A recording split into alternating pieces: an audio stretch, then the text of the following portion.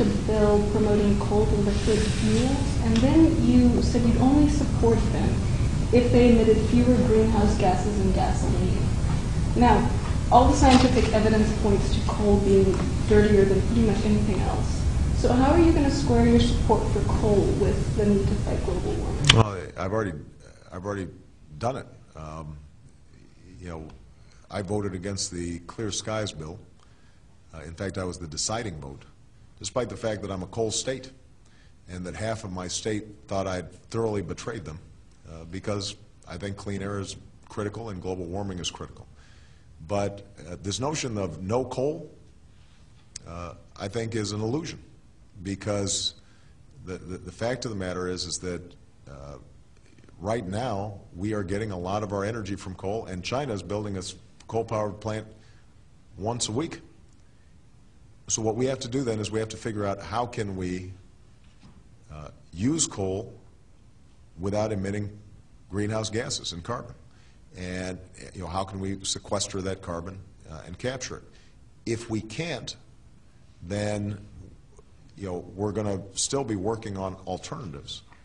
But alternatives including coal? Or let me sort of describe my overall policy. I mean, what I've said is that we would put a cap and trade system in place that is as aggressive, if not more aggressive, than anybody else's out there. I was the first to call for 100% auction on the cap and trade system, which means that every unit of carbon or greenhouse gases was emitted would be charged to the polluter.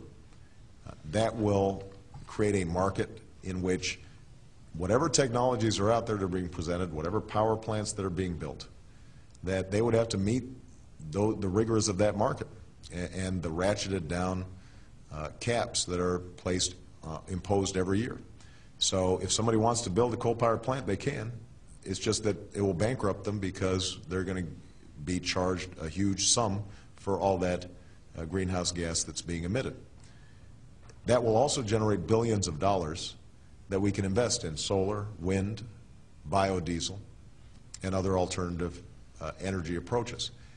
The only thing that I've said with respect to coal, I haven't been some coal booster. What I have said is that for us to take coal off the table as an ideological matter, as opposed to saying if technology allows us to use coal in a clean way, we should pursue it. That I think is the right approach. The same is with respect to nuclear. Right now, we don't know how to store nuclear waste wisely, and we don't know how to deal with some of the safety issues that remain.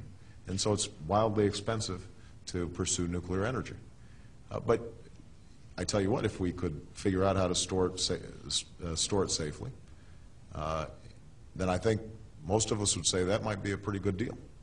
The point is, if we set rigorous standards for the allowable emissions, then we can allow the market to determine, and technology and entrepreneurs to pursue what's the best approach to take, as opposed to us saying at the outset, here are the winners that we're picking, and maybe we pick wrong and maybe we pick right. Okay.